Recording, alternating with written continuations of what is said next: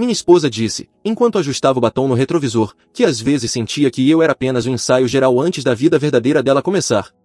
Ela falou isso com uma calma tão prática, tão rotineira, como se estivesse comentando sobre uma receita de bolo que não deu certo.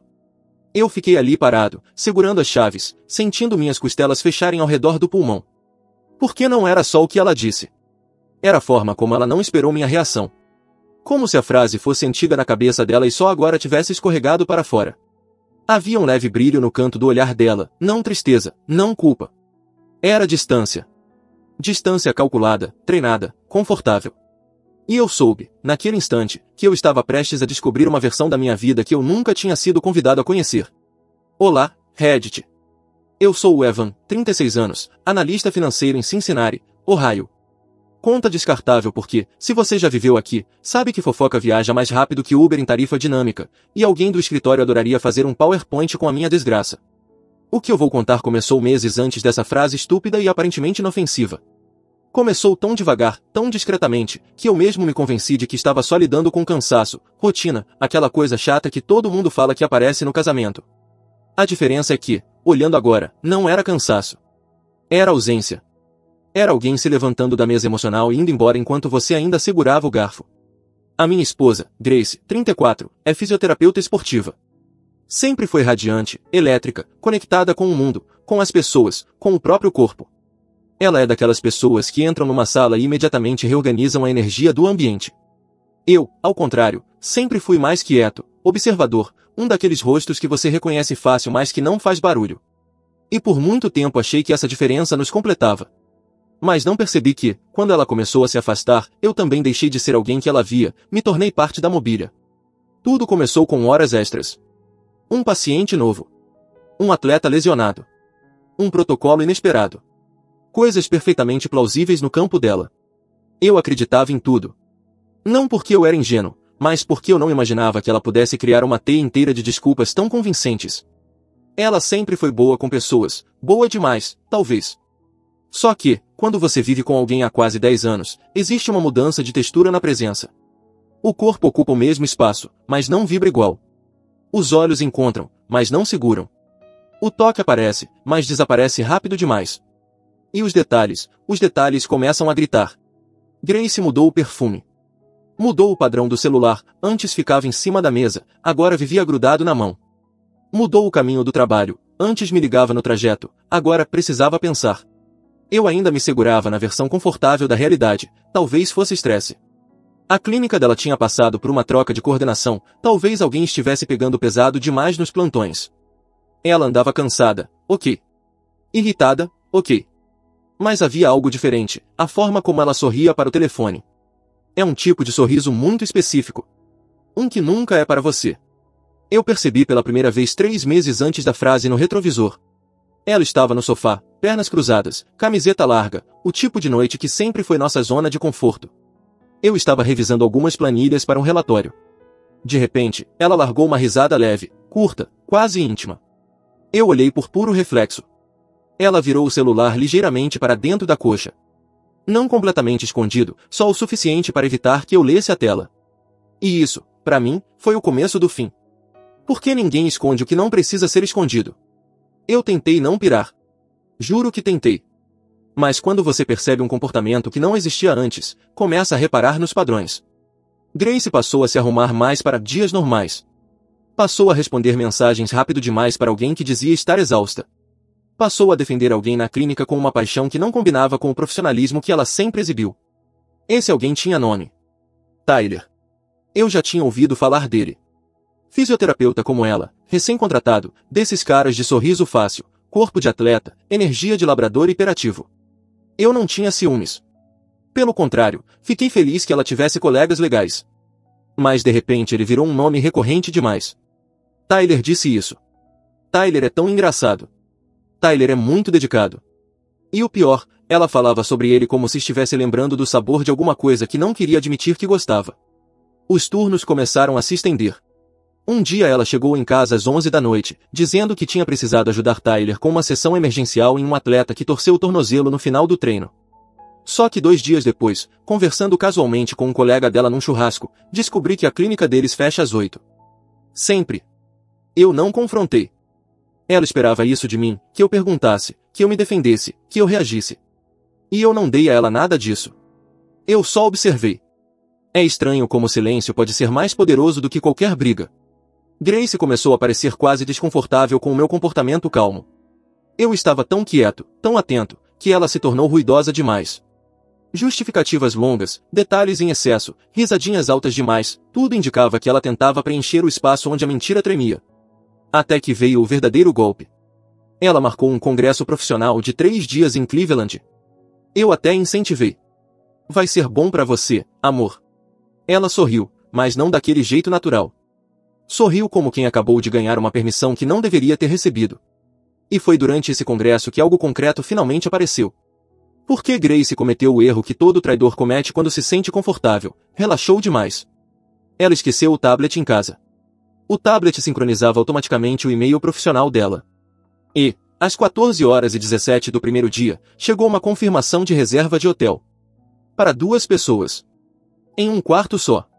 Tyler Fletcher. Grace Miller. A reserva estava pagada com o cartão corporativo dele. Eu olhei para aquilo e senti algo dentro de mim parar.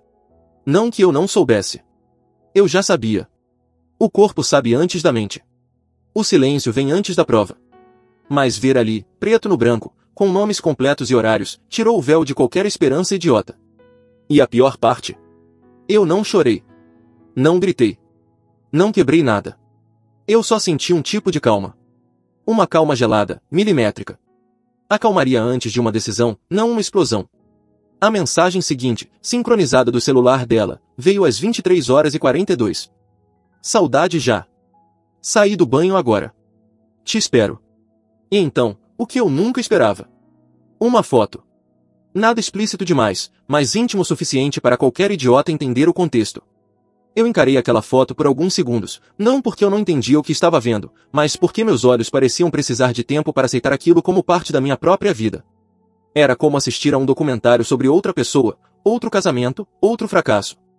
A mente faz isso às vezes, cria uma distância emocional automática entre você e a tragédia, só para evitar que você desmorone de uma vez só.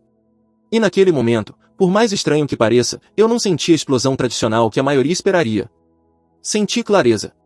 Uma clareza tão fria que quase queimava. Eu fechei o tablet, coloquei no sofá, respirei fundo e só fiquei ali sentado.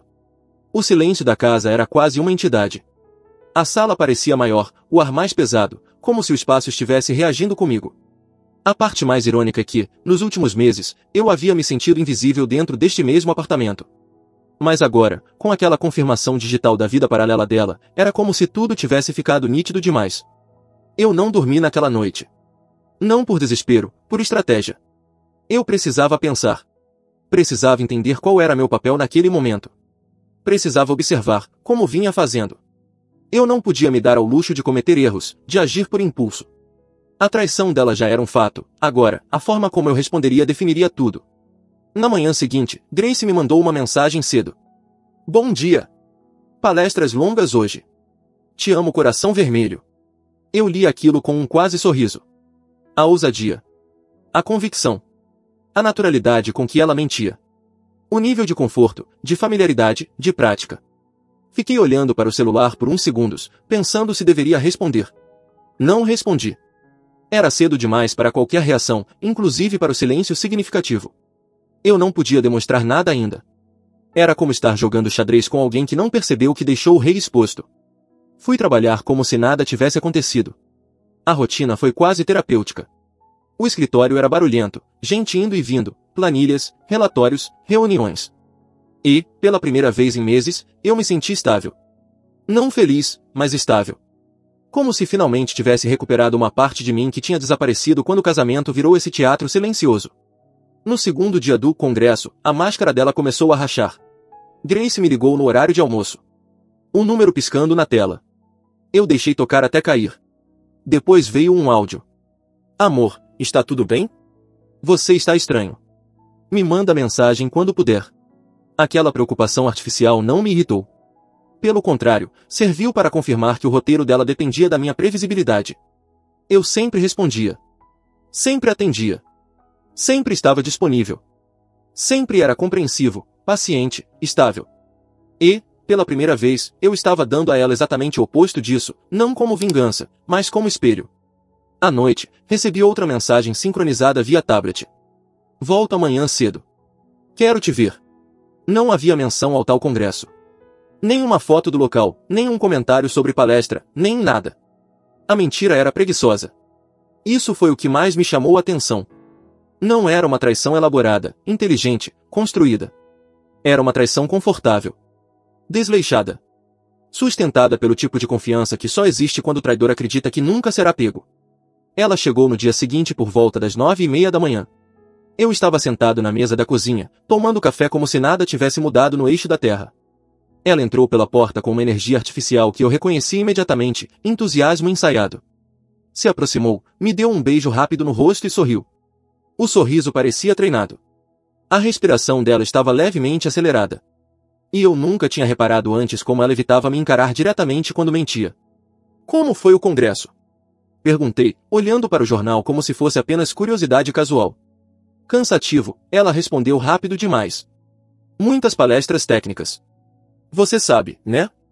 Essa parte eu sempre detesto. Palestras técnicas. A mesma desculpa genérica que qualquer estudante preguiçoso usaria. Eu apenas assenti com a cabeça, sem levantar os olhos. Ela começou a falar mais do que o normal. Sobre a viagem, sobre supostas aulas, sobre uma palestra motivacional que mudou sua perspectiva. Cada frase parecia ter um eco de insegurança, como se ela estivesse testando se eu acreditava. Quando ela subiu para tomar banho, eu fiquei olhando para a porta do quarto fechada. Era estranho sentir tanta calma. Mas era uma calma que vinha do fato de que eu finalmente entendia a dinâmica inteira. Eu finalmente enxergava o desenho completo. E agora, tudo dependia da forma como eu conduziria os próximos passos. No dia seguinte, decidi ligar para alguém que eu nunca imaginei que faria parte dessa história, Megan, a melhor amiga da Grace. Nós nunca fomos próximos, mas ela me respeitava. Era o tipo de pessoa observadora demais para não ter percebido alguma coisa. Eva? Ela atendeu surpresa. Está tudo bem? Você tem um minuto? Preciso te perguntar uma coisa simples. Ela ficou em silêncio. Depois disse. É sobre a Grace, não é? Eu não confirmei nem neguei. Você quer saber sobre o Tyler? Ela completou, com uma voz pesada. Aquilo disse tudo. Só me diz o que você sabe, pedi, sem emoção. Megan suspirou, e eu ouvi a porta dela se fechar. Ela estava se isolando para falar, um sinal de que aquilo ia ser pior do que eu imaginava. Evan, eu tentei falar com ela. Juro que tentei. Eu disse que ela estava indo longe demais, que estava arriscando tudo. Mas ela ficou, obcecada. É a palavra certa. Obcecada pelo Tyler. Eles começaram a sair depois do expediente. Primeiro era só jantar com o grupo. Depois virou ele precisa de ajuda com um paciente. Depois virou mensagens madrugada adentro. Ela fez uma pausa. Eu me afastei um pouco nos últimos meses porque parecia que ela não queria mais ninguém opinando. E eu não conseguia ver você sendo enganado daquele jeito sem... Ela respirou fundo, sem me sentir cúmplice. As palavras dela entraram fundo. Não doeram. Mas confirmaram tudo que eu já sabia. Obrigado por ser honesta, eu disse. Ela hesitou antes de perguntar. O que você vai fazer? E essa era a pergunta que ecoava na minha cabeça desde o primeiro dia. O que eu ia fazer? A resposta não era simples. Porque eu não podia agir como alguém que perdeu o controle. Eu não podia dar a ela a narrativa de que ele surtou quando descobriu. Eu não podia ser o vilão conveniente da história que ela provavelmente já tinha contado ao Tyler. Eu precisava ser exato. Preciso. Silencioso. E então, sem me justificar para Megan, eu apenas disse. Observar. Por enquanto. E desliguei. Naquela mesma noite, Grace começou a perceber que eu estava diferente. Sentou no sofá, puxou o assunto, perguntou sobre meu dia, sobre um relatório que eu tinha comentado semanas atrás.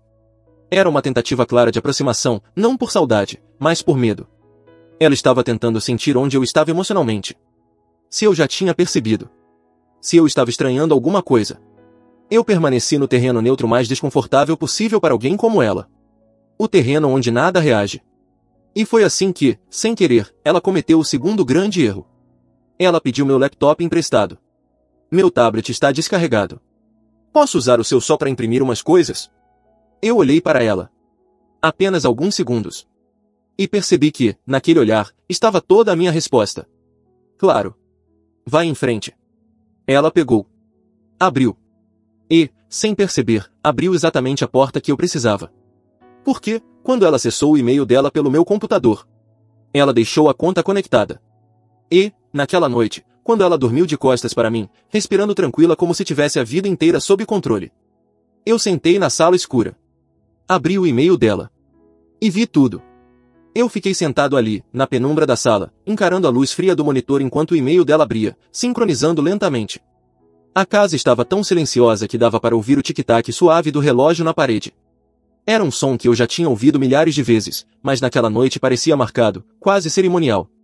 E quando a caixa de entrada finalmente carregou, eu entendi que tudo que eu tinha sentido, cada instinto, cada silêncio, cada mudança, não era paranoia.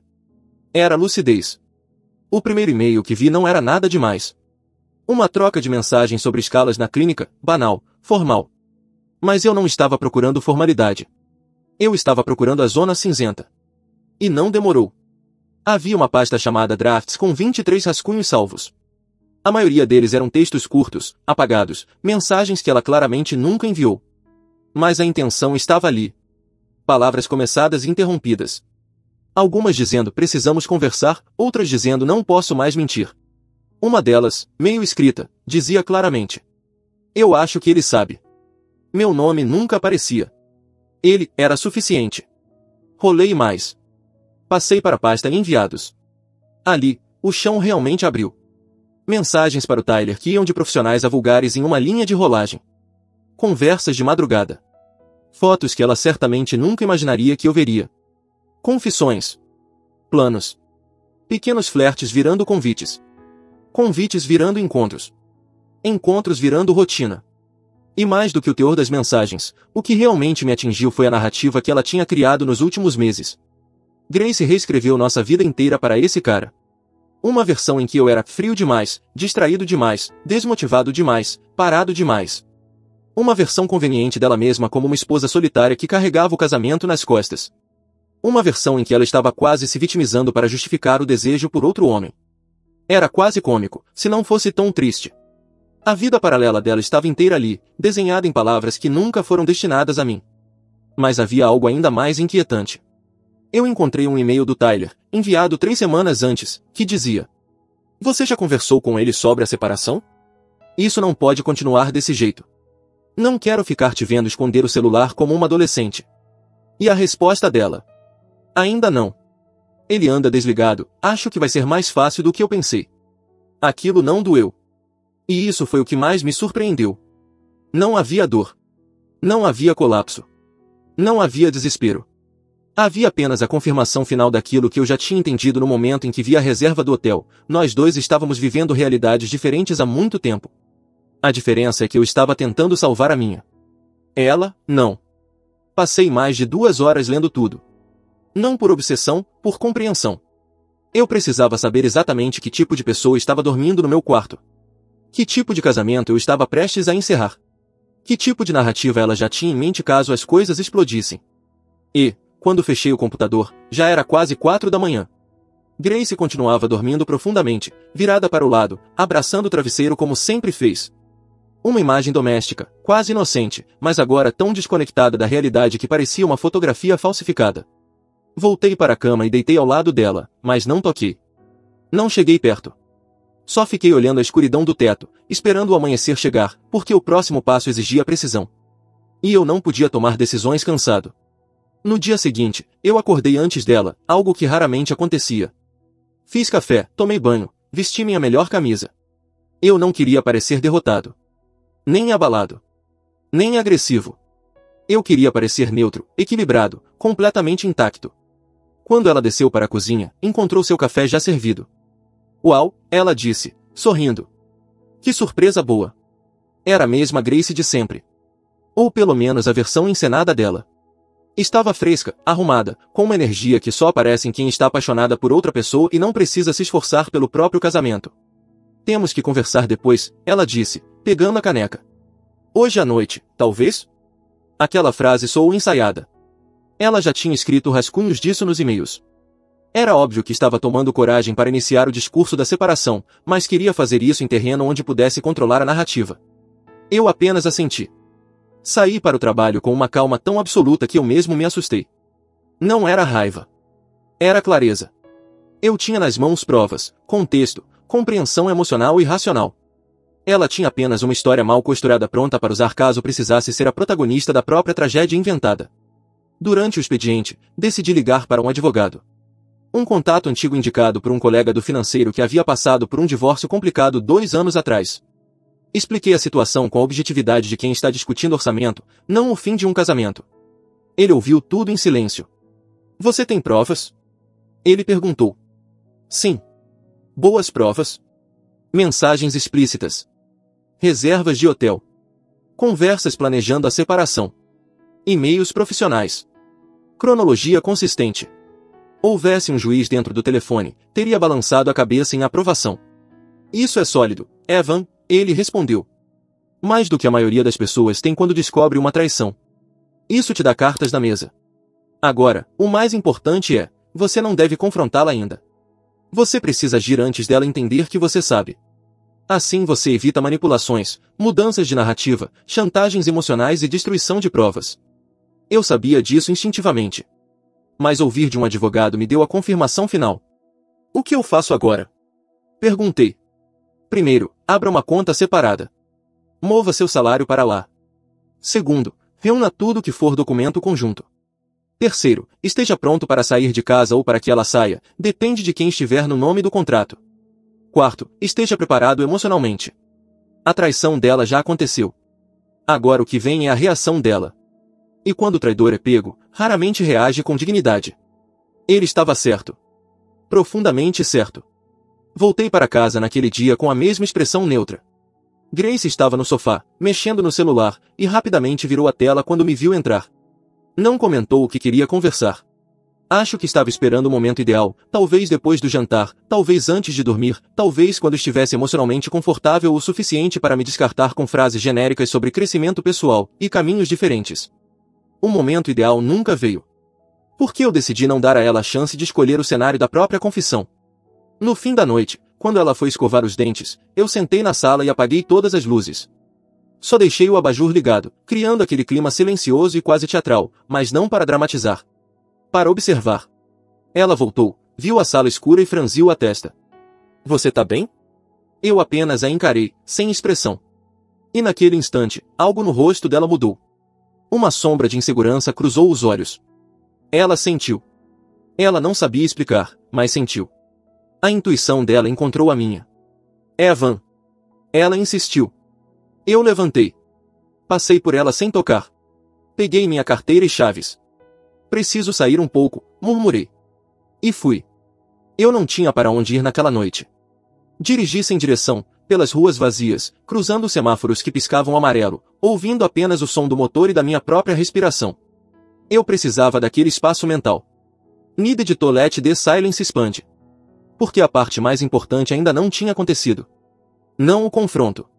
Não a exposição. Não a separação. Mas a decisão moral. E, sozinho dentro do carro, com as mãos firmes no volante, eu finalmente entendi. Eu não ia destruir nada. Eu só ia me retirar. E deixar ela lidar com as ruínas que construiu sozinha. E então, naquele mesmo instante, meu celular vibrou. Era uma mensagem dela. Só 5 palavras. Você está estranho. O que houve? Eu li aquilo com a calma de quem já sabe exatamente para onde está indo. Porque o próximo passo não seria emocional. Seria cirúrgico. Quando li a mensagem dela no celular, você está estranho. O que houve? Senti a primeira rachadura real na confiança que ela tinha na própria narrativa. Grace sempre acreditou que controlava o ambiente emocional entre nós. Sabia exatamente como modular culpa, tensão, aproximação e distância de acordo com o que a mantinha confortável. Mas agora havia algo que ela nunca tinha enfrentado, o meu silêncio. Não uma ausência passiva, mas uma presença calculada. Uma decisão. Eu não respondi. Não porque queria torturá-la, isso seria infantil, mas porque qualquer resposta naquele momento serviria apenas para dar a ela o terreno que ela sempre usou como palco. Se eu dissesse nada, ela tentaria investigar. Se eu dissesse estou bem, ela tentaria normalizar. Se eu dissesse precisamos conversar, ela teria tempo para ensaiar uma versão limpa da história, podada, editada, onde ela seria a vítima elegante de um casamento infeliz. O meu silêncio era o único lugar onde ela não podia atuar. Voltei para casa pouco depois da meia-noite. Estacionei o carro com cuidado, respirei fundo e entrei. A sala estava iluminada. Grace estava sentada no sofá, abraçando os joelhos, como se tivesse envelhecido alguns anos nas últimas horas. Quando ela me viu, seu rosto relaxou por um segundo, mas depois se tensionou de novo. Não havia certeza no olhar dela, apenas dúvidas. Evan. A voz dela saiu baixa, como se tivesse medo de assustar alguma coisa no ar. Eu apenas passei por ela. Tirei os sapatos com calma. Deixei a carteira no aparador. Então me sentei na poltrona oposta dela, o suficiente para que ela percebesse que aquela não era uma noite comum. Eu estava preocupada, ela murmurou. Eu ainda não falei nada. Grace esperou alguns segundos antes de tentar novamente. Você está bravo comigo? A pergunta dela era sintomática. Reveladora. Ela não perguntou se aconteceu algo. Não perguntou se eu estava bem. Perguntou se eu estava bravo com ela, como alguém que sabe, lá no fundo, que existe um motivo bom o bastante para despertar raiva. Eu apoiei os cotovelos nos joelhos e a encarei. A expressão dela se fragmentou. Ela apertou as mãos, cruzou e descruzou os dedos, ergueu o olhar 2 vezes antes de baixar de novo. Evan, fala alguma coisa, por favor. Eu finalmente respirei fundo. Grace, disse, com uma serenidade que surpreendeu até a mim, você tem certeza de que quer que eu fale? Ela empalideceu. Não de culpa, mas de antecipação. Ela sabia.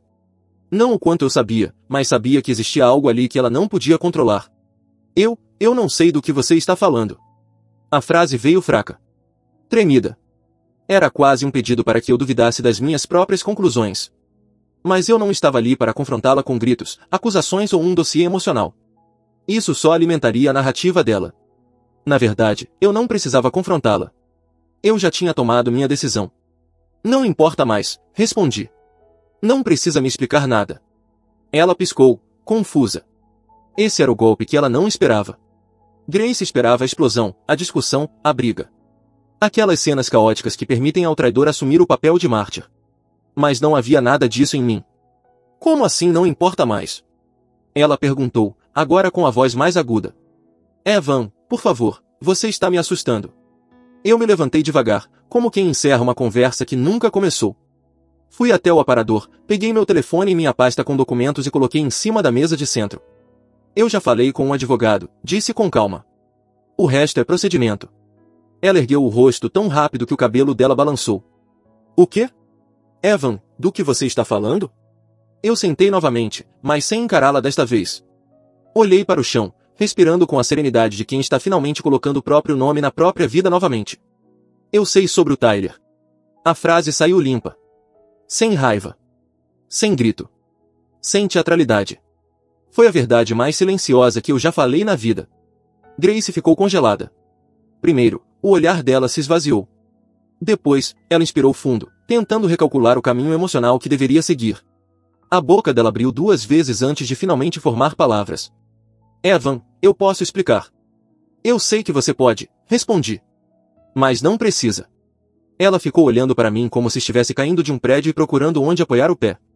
Não foi como parece, ela tentou. Eu ergui o olhar e a encarei. A vulnerabilidade que eu senti por um instante não era piedade, era constatação. Porque naquele momento, eu percebi que ela estava finalmente enxergando a si mesma sem o espelho das justificativas que criava. Grace, murmurei, eu li os e-mails. A reação foi imediata.